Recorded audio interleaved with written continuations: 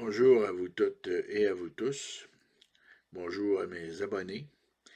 J'ai fait aujourd'hui cette vidéo qui va porter sur le convoi de la liberté et les difficultés techniques affrontées par les forces de l'ordre. Voici. Mon nom est Claude Laferrière. Je suis maître Claude Laferrière. Je suis avocat depuis 1992. J'ai plaidé devant la Cour du Québec, la Cour d'appel, la Cour supérieure. Et je détiens 2 baccalauréats, 3 maîtrises.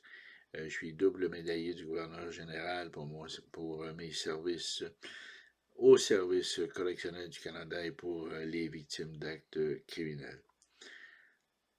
Voilà. Pour être bref, parce que je veux que cette vidéo soit relativement courte, il y a plusieurs aspects que les médias ont couverts au sujet de la crise que nous traversons. Et en ce qui concerne les convois de la liberté, que ce soit au Canada, au Québec ou ailleurs partout dans le monde, il me semble que les médias et les experts engagés et payés par les médias n'ont pas couvert un aspect extrêmement important, et à savoir les difficultés techniques que représente le fait de devoir déplacer un poids lourd. Je ne sais pas si vous avez déjà, si vous voulez, embarqué dans un de ces poids lourds et examiner le tableau de bord et toutes les manettes qu'on y retrouve. Moi, je l'ai déjà fait, cette expérience, et ce n'est pas comme conduire une Toyota Corolla, n'est-ce pas? C'est presque un tableau de bord d'avion, et qui comporte des données techniques et qui comporte des manipulations extrêmement complexes. Et lorsque la personne roule dans son véhicule lourd et qu'elle tire une lame, un conteneur en plus, on peut s'imaginer toutes les difficultés que doivent affronter les camionneurs. Donc, la perception que notre establishment semble avoir à l'effet que ces camionneurs, ce sont de petites gens qu'on peut mépriser, qui sont des personnes peu intelligentes, d'école bleue, etc. Là. Ce qu'on lit dans certains textes de chroniqueurs de nos grands médias, je n'aimerais pas personne, mais ils se connaissent, puis vous les connaissez, bien ce mépris qu'ils affichent, cette arrogance qu'ils affichent de notre classe politique par rapport aux camionneurs, eh bien, ça démontre une ignorance complète du milieu terrain, c'est-à-dire du milieu réel, de la réalité du camionnage. Ces conducteurs, ce sont des techniciens spécialisés. Ce sont des gens à un niveau qui ont un quotient intellectuel très élevé, j'en suis convaincu, et qui, pour conduire ce genre de véhicule, doivent être en santé et avoir un système nerveux complètement alerte et vigilant. Donc, ils sont sur nos routes, ils sont des milliers, ce sont des personnes de grande qualité. Maintenant, il y a de plus en plus de femmes, soit dit en passant, et ce sont des personnes extrêmement intelligentes, habiles et courageuses. Donc, maintenant, venons-en au problème. Maintenant que mon évaluation de situation est faite, on parle de poids lourds, n'est-ce pas, qui transportent les conteneurs, des lames, de lourdes charges sur de longues distances, dans un système électromécanique complexe. Eh bien, voici. Pour les forces de l'ordre, qui n'ont pas de formation là-dedans. Vous savez, dans les écoles de police, ce qu'on enseigne, là, c'est à donner des coups de matraque, à se servir du bouclier, à apprendre quelques articles du code criminel. Ensuite, on te donne ton permis de conduire, puis il va donner des tickets. Hein? C'est ça qu'ils apprennent dans les écoles de police, là, à travers le Canada. Là, c'est pas ça. Là, vous avez des centaines de camions, de poids lourds, qui comportent des systèmes électromécaniques complexes, avec de l'électronique en plus, avec des lourdes charges, et là, ils obstruent la voie. Et là, il faut les déplacer. Mais les policiers n'ont pas les compétences pour déplacer ça.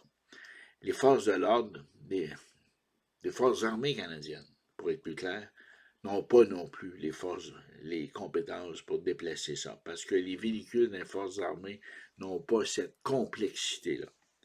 Quand on regarde les véhicules de marque Sterling, par exemple, ou d'autres, les Mac, ce sont des merveilles techniques. Ce sont des merveilles techniques d'électromécanique.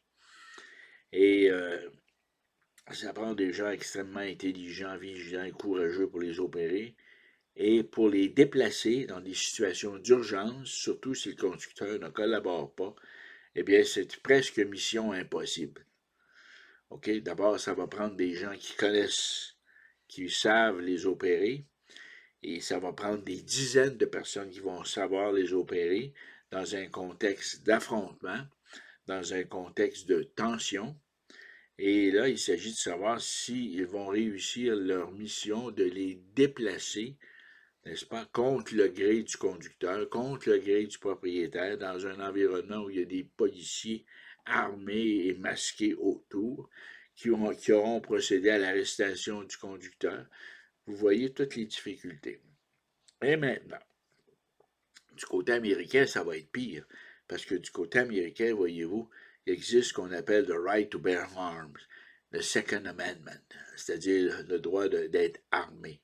Donc, les policiers américains risquent de se retrouver avec des truckers armés.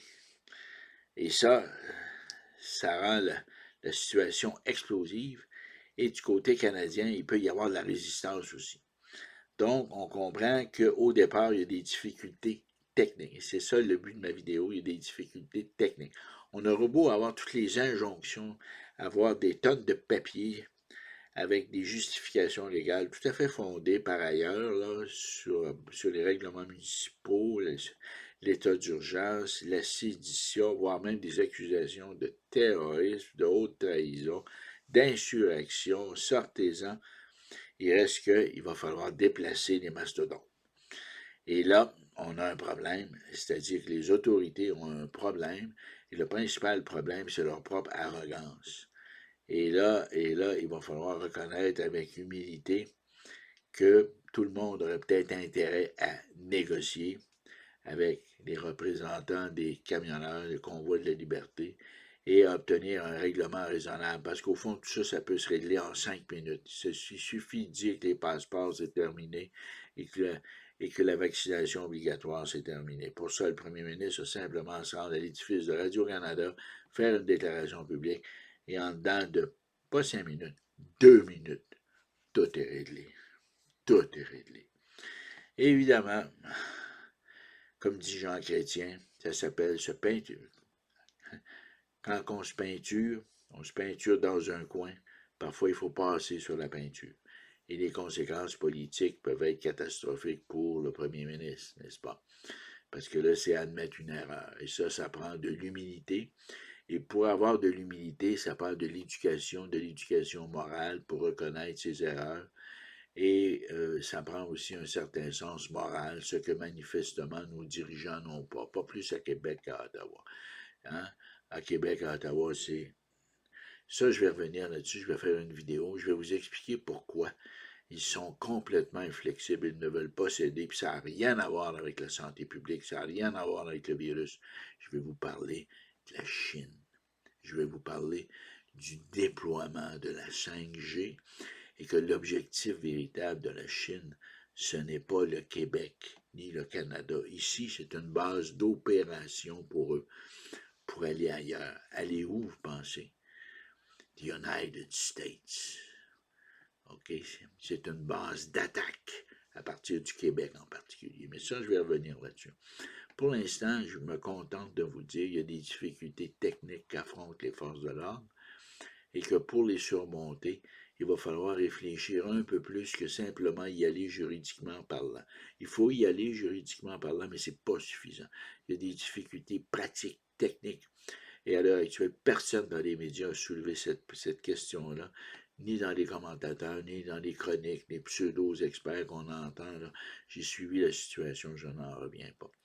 Là-dessus, je termine ma vidéo. Je remercie mes abonnés. J'invite les nouveaux abonnés. Je vous invite à partager et je ne fais aucune sollicitation. financière, de quelque nature que ce soit. Je fais ça dans une perspective d'éducation populaire pour aider mes compatriotes et surtout dans un contexte de crise actuelle pour soulever les vrais problèmes. Les vrais problèmes, tant du côté des forces de l'ordre que du côté des manifestants. Et en même temps offrir une perspective géopolitique, ce qui est ma spécialité. Et là, je vais vous parler amplement dans mes prochaines vidéos. Je vais revenir sur la Chine. J'en ai déjà produit quelques-uns et je vais revenir là-dessus. Là-dessus, je vous souhaite à toutes et à tous une excellente journée et de passer un bon week-end. À la prochaine.